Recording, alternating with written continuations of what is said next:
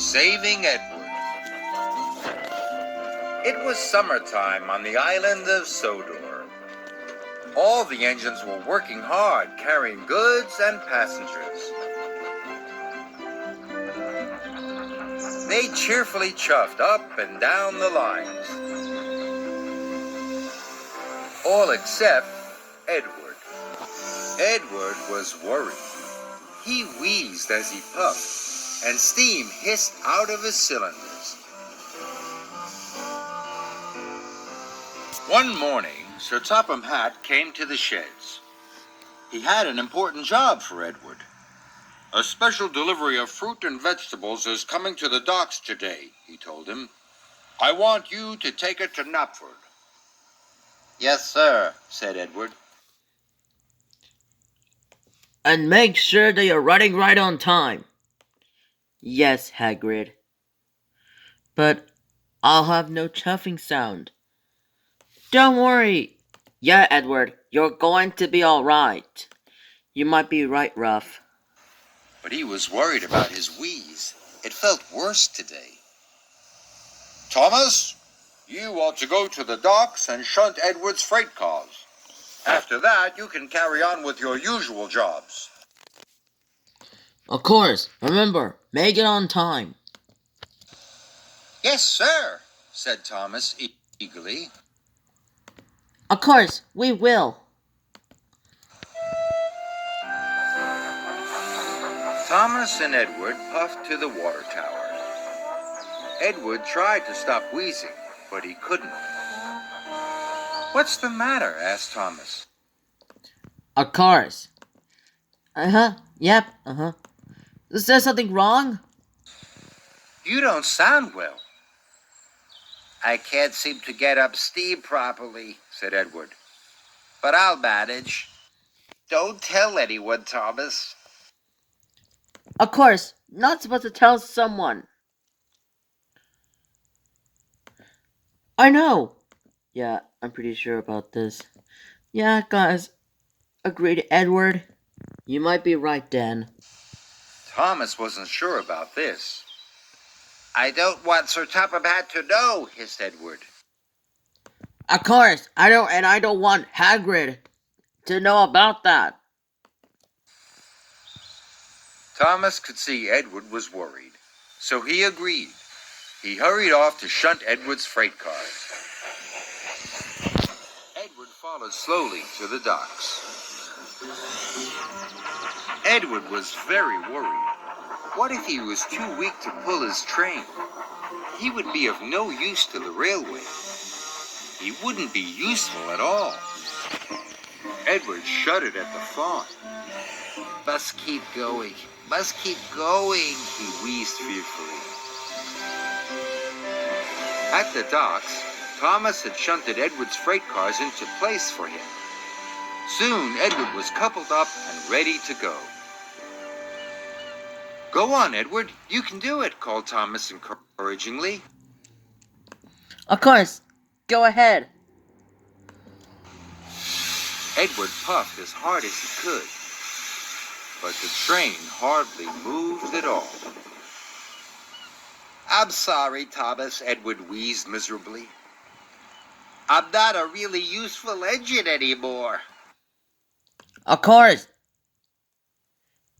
I think something wrong with him. But anyways, we must know better about that." "Sir Topham Hatt will have to send me for scrap." "Of course about this, and Hagrid will be killed us." Thomas was very upset. He wanted to help Edward. "I'll do my other jobs first," Thomas said. "Then I'll pull the train for you." Edward watched Thomas puff away. He wasn't sure if it was right to let Thomas do his job. Edward felt very worried. Thomas needed to do all his jobs as quickly as possible so that he had time to pull Edward's train. Hurry up, he told the troublesome trucks. "Of course. Yeah, you need to hurry." "Agreed. Yeah, Of course. Hurry. What for? What for? They snapped. For Edward, puffed Thomas, and he biffed them crossly. Edward waited sadly by his train. He hoped Thomas would come back soon. When Thomas finished all his jobs, he puffed back to collect Edward's train. Edward was very pleased to see him. Don't worry, Edward, puffed Thomas. I'll have your job done in no time. You go back to Tidmouth and I'll meet you there later. Of course. We'll meet you there later. Thank you, Thomas, wheezed Edward. And Thomas pulled away with a long line of freight cars. Thomas was tired. He had been working all day, and Edward's train was very heavy. But he was determined not to let Edward down. Sir Topham Hatt was talking to Gordon as Thomas puffed in. Thomas, this train is late, he said crossly. And why are you pulling it? Where is Edward? Of course. Where is he? Thomas didn't want to get Edward into trouble. He had to think of an excuse. Edward took on the wrong sort of coal, sir. The wrong sort of coal? Boomed Sir Topham Hatt. And wrong sort of water? What nonsense, Thomas! I'll find out what Edward has to say about this later. And I'll find out what his team about it. Sir Topham Hatt was very cross. He gave Thomas another job to do. Yes, sir, said Thomas. Gordon steamed through the countryside. And then he found Edward having a rest.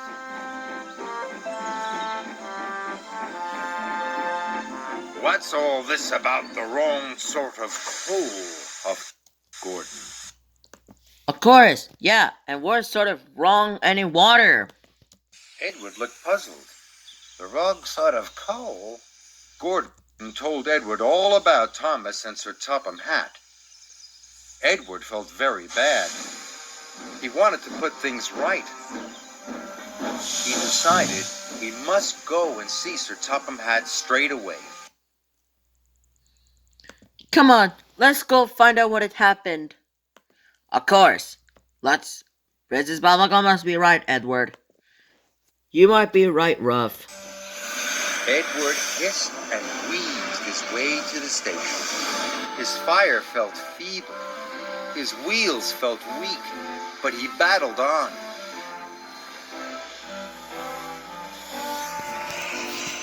At last, Edward puffed into the station. He found Sir Topham Hatt. It's all my fault, sir, he said sadly. Of course, it was all our fault. I asked Thomas not to tell you I couldn't work. Exactly. And I had to let him know. Exactly. And my sister, Utica, would think about it. Guys, please calm down. I was afraid of going for scrap. I'm very sorry. I should have talked to you this morning.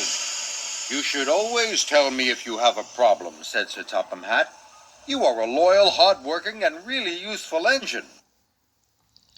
And I'm giving you both and some Hogwarts medals. I will send you to the fitters' yard straight away. Thanks. Of course. Yep. We will. Yep. Uh-huh. Yep. Wow. This is gonna be cool. Yeah. Thanks to you guys. You'll soon be as good as new. Edward was very relieved. And Thomas was very tired from his extra work. But they both agreed, even when it's hard, it's always best to tell the truth.